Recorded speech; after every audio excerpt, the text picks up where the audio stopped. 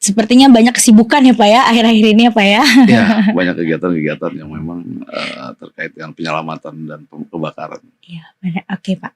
Nah, kita mulai aja nih ya Pak ya pertanyaannya. Mbak Rara. Oke. Nah Pak, pemadam kebakaran kan sekarang tugasnya semakin banyak ya Pak ya. Seperti ya akhir-akhir ini kita bisa lihat di media-media, di sosial media kayak pemadam kebakaran itu sibuk lah ya Pak ya. Mulai dari memadamkan api, bantu warga ambil rapot juga pernah itu ya Pak ya. Terus ada warga yang kesurupan dan masih banyak lagi. Itu sebenarnya situasinya sekarang bagaimana sih Pak itu?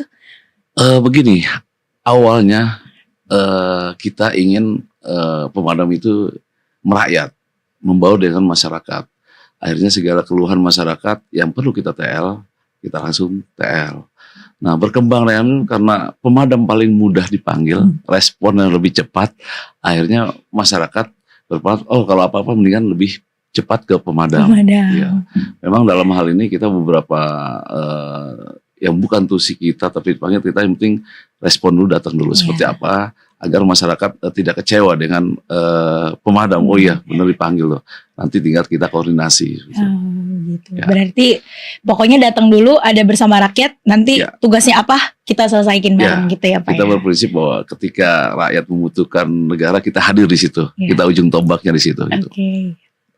Nah, kalau ada warga nih Pak yang dihubungi ya, menghubungi pemadam kebakaran dan diminta di luar untuk memadamkan kebakaran gitu Pak, itu siapa Pak yang dipilih untuk datang ke lokasi saat itu Pak? Begini, biasanya telepon itu bisa melalui sub-cc kami, bisa melalui satgas wilayah, bisa langsung ke pos datang. Nah, tinggal kita yang mana yang terdekat, karena semua anggota yang piket itu siap siaga untuk segala kegiatan yang diperlukan oleh masyarakat.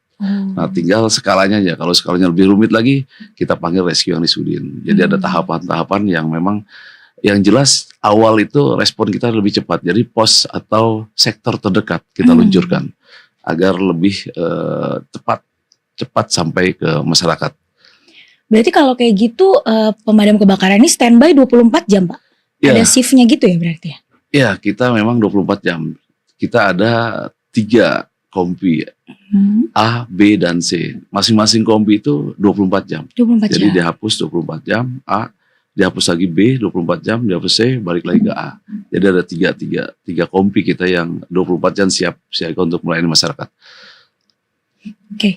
Nah, Bapak ya Pak sebagai Kepala Pemadam Kebakaran Jakarta Barat lah ya Pak. Kita bisa operasi ya. Operasi. Nah, apa perasaan Bapak sekarang melihat tugas pemadam kebakaran bisa membantu warga selain kebakaran? Ya, yang pertama kita merasa bangga. Ada kepuasan tersendiri dalam hati kita bahwa kita bisa membantu masyarakat yang dalam hal ini dalam kesulitan. Jadi itu kepuasan tersendiri, apalagi apa yang kita bantu itu berhasil. Ya, itu luar biasa, ada kebanggaan tersendiri di hati kita semua nih pemadam. Kalau khususnya untuk Jakarta Barat nih ya Pak, berarti setiap hari itu ada petugas Pak yang ditelepon. Warga itu ada setiap hari yang menelpon. Iya, hampir setiap, karena kita kan ada 8 kecamatan. 8 kecamatan itu dibagi beberapa pos. Sebenarnya standar ini kita adalah setiap kelurahan ada pos, namun belum terpenuhi semua, belum ada beberapa kelurahan yang belum. Nah, di situ ketika ada berita itu langsung pos terdekat, sektor terdekat. Nah, ketika ada tingkat kerumitan ini mungkin dibantu dari Sudin Jakarta Barat. Gitu. Oke Pak. Nah, akhir-akhir ini kan seperti yang kita tahu ya Pak ya, di daerah Jakarta Barat itu kan lumayan banyak kebakaran ya Pak ya, apalagi kan rumah padat penduduk ya saat itu Pak. Nah, paling banyak itu saat ini penyebabnya kebakarannya apa sih Pak? Kalau kita lihat dari sekarang ini kebanyakan karena arus pendek listrik ya. Arus pendek listrik. Pertama karena mungkin daya listrik yang besar, kabel listrik tidak ganti, penumpukan colokan, nah itu bisa salah satu penyebabnya. Kemudian tidak menggunakan peralatan yang standar SNI, itu juga pengaruh karena tidak kuat dengan panas, betul. Kedua di kompor gas. Ada kebocoran, makanya kita melalui Satgas mensosialisasikan bagaimana pencegahan kebakaran. Kemudian kalau terjadi bagaimana cara pemadaman awal, masyarakat bisa memadamkan. Sebab itu adalah hal yang terpenting, berhasil tidaknya pemadaman. kita harapkan masyarakat bisa memadamkan. Apalagi sekarang Redcar, nah dengan program dari kepala dinas, dari sudah diberikan alat pemadam api ringan. Artinya apa? Artinya bila kejadian kita mengharapkan mereka bisa memadamkan awal, karena sekali lagi kebakaran awalnya dari kecil. Iya. Kalau bisa ditangani itu akan lebih baik, Lebih baik gitu. ya, Pak, Tapi ya. kalau sudah besar itu kita perlu waktu, perlu unit, perlu berapa ya personil harus memadamkan. Jadi kita lebih ke prioritas sekarang bagaimana cara pencegahan dari bagaimana masyarakat bisa memadamkan awal kebakaran agar tidak menjalar lebih Menjalar luas. ya, Pak, ya. Jadi makanya sekarang di sosial media itu udah lumayan banyak ya Pak sosialisasi dari tim pemadam kebakaran ya Pak ya. Dari video seperti itu ya untuk memadamkan yang kecil-kecil dulu seperti itu ya Pak ya. Ya, kita dari sosial media, dari sekolah-sekolah juga mulai dari TK, SD, SMP, kita mulai sosialisasi untuk pemadaman. Bagaimana cara pemadaman awal, cara penggunaan alat pemadam APAR, bagaimana cara pemadaman dengan tradisional. Itu mulai kita ini dari tingkat TK, SD, SMP dan masyarakat juga. Dari Dawis, dari semua macam yang ada di masyarakat, kita ada Satgas. Ada oh ya benar. Ya, Satgas itu adalah corong kita di wilayah. Jadi ketika masyarakat RT RW atau bisa melalui Satgas ini. Satgas ya. Oke. Ini yang menjadi pertanyaan banyak orang ya Pak. Termasuk saya nih Pak. Ya. Sebenarnya gimana sih Pak cara petugas pemadam kebakaran itu memadamkan api gitu? Apakah langsung siram dengan yang hose gede itu atau bagaimana Pak? Ya. Kita lihat tingkat kebakarannya dulu. Apa yang terbakar? Ya. Karena tidak semua bahan yang terbakar itu padam dengan air. Ada yang kita semprot dengan air, kena air malah lebih membesar. Oh makin masif ya Pak ya? Ada masif, ya. Ada beberapa jenis. Jadi beda-beda, kita lihat dulu. Terus yang kebakar apa? Penjalarannya bagaimana? Yang pertama kita mencegah penjalaran dulu. Yang kedua ini yang terbakar apa nih? Dengan strategi apa kita bisa memadamkan? Kalau misalnya bensin, solar, nah mungkin kita bisa pakai tipol. Pakai tipol. Pombusa bukan tipol merek, pom. Oh, Ya, pombusa ya Pak ya? Untuk menutup. Itu lebih efektif. Nah, kemudian kalau misalnya biasa, material biasa, kayu atau bahan lainnya itu dengan air.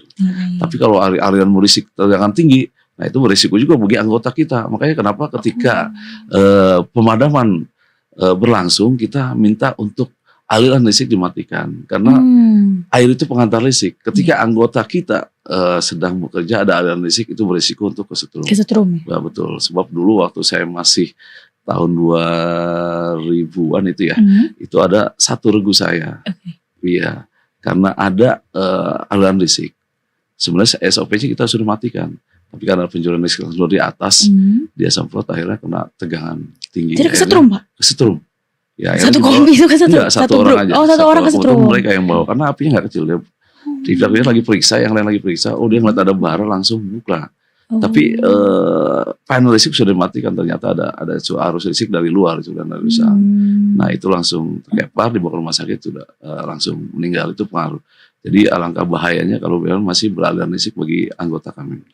Gitu ya Pak. Berarti yang pertama dilihat itu apa yang terbakar dulu ya Pak ya? Benar. Ya. Nah, biasanya berapa banyak Pak tim yang diturunkan gitu Pak? Kalau misalnya seperti contohnya kayak satu rumah terbakar gitu gara-gara arus listrik pendek gitu Pak, kira-kira berapa orang yang diturunkan? Gini, SOP kita ketika terima pertama kali kebakar itu SOP-nya 4+1. Tapi sekarang SOP itu berkembang, ada 2 yang kita bisa jalankan. Terutama saya sebagai atau ada pribadi piketat atau sebagai kasih op, itu selain 4+1 ada juga sesuai dengan rencana operasi. Kadang ada beberapa RW, ada beberapa tempat yang sudah kita buat rencana operasinya. Ketika kejadian seperti ini, kita berangkatan sesuai dengan kebutuhan di sana. Terus tinggal di sana besar atau tidak. Kalau skalanya kecil ya mungkin 4 atau 3 sudah cukup. Tapi kalau besar biasanya kita langsung penambahan. Nah tinggal kita lihat situasinya. Makanya di sini di Jakarta Barat kita selain ada laporan telepon, kita bikin laporan WA juga. Oh WhatsApp. Ya, kita mengharapkan masyarakat ini bisa lapor ke WhatsApp. Itu bikin video. Oh ya. Kirim share log terus telepon, Pak ada kebakaran Mbak. Saya sudah bikin videonya tuh. Artinya apa? Biar setup kita lebih cepat. Artinya bisa bila kita berpedoman pakai SOP 4+1, bila warga masyarakat sudah kasih video, oh ini besar. Jadi bisa kita kirimkan sebanyak mungkin. Tambahan gitu. tim Tambahan itu ya untuk Pak ya? mengcover penjalaran. Iya. Tapi kalau masih kecil, oh cuma kebakaran ini, mungkin kita bisa jam 4 atau 3 atau kurang dari itu. Yang jelas SOP pertama 41 gitu. Gitu. Itu termasuk juga ke kasus-kasus yang non kebakaran Pak, seperti sapi masuk rumah warga gitu, ular masuk ke rumah gitu, itu sama juga Pak? Ya ini perkembangan dinamika masyarakat. Mungkin masyarakat kemarinnya lebih percaya ke Iya, penanggulangan kebakaran dan penyelamatan. Karena kita kan sekarang namanya Dinas Penanggulangan dan Penyelamatan. Kita sekarang lebih banyak penyelamatannya. Daripada kebakarannya Pak? Daripada kebakarannya. Nah penyelamatan itu apa aja Pak? Ya termasuk tadi yang bilang, apalagi kalau musim lebaran haji. Idul Adha ya Pak ya? Idul Adha. Itu banyak, ada yang sapi terlepas, kejebur, ya kan? Ada yang mengejar warga gitu ya Pak? Nah, itu semua larinya lapor ke pemadam. Iya, alhamdulillah kita dengan belajar otodidak sebenarnya ada ilmunya itu. Tapi karena kita ingin hadir di situ, ingin menolong masyarakat, alhamdulillah Allah kasih jalan keluar kita. Oh seperti ini. Kalau kecebur sapi ada alatnya seperti tripod. Kalau ini ada seperti ini. Beda sama juga dengan sarang tawon. Awal-awal kita sarang tawon saya kira waktu itu dengan pakai fire jacket, helm itu aman. Aman ya. Ternyata ada lubang kecil pun dia masuk. Ya. Jadi anggota saya waktu saya pertama kali mengalami sarang tawon itu ke klinik semua. Karena pas di tahun Sawandas ya, terutama Tawandas, itu gigitannya bisa langsung bengkak dan meriang. Oh nah, langsung sakit langsung ya Pak ya? Lama-lama bengkak dan meriang gitu. Akhirnya kita bawa ke klinik. Oh dari situ kita belajar nih, pakai apa? Akhirnya kita modal awal, kita pakai jas hujan. Oh karena biar ketutup semua ya Pak ya? Kita belajar dari Google aja. Oh kalau yang perawan tawon seperti apa sih yang suka ternak itu kan?